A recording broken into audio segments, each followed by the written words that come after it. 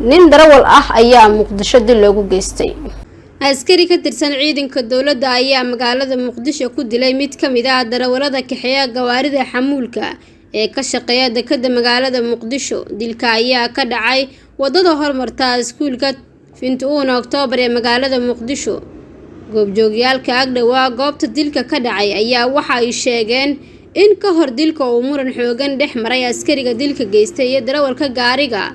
intaas kadibna waa askariga uu dhowr xabadood ku dhuftay darawalka.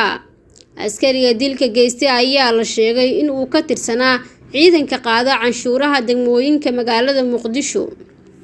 waxaan u sheegaynaa dadkan mas'uuliyadooda qaaday oo ciidamadan xukuma oo saacad walba ay jidka noo taagan yihiin annagoo ah gaadiidley ha ahaato mooto ha ahaato caasi ha ahaato iska rogo ha ahaato kuwa xamuulka dekedda ka shaqeeya ha ahaato mid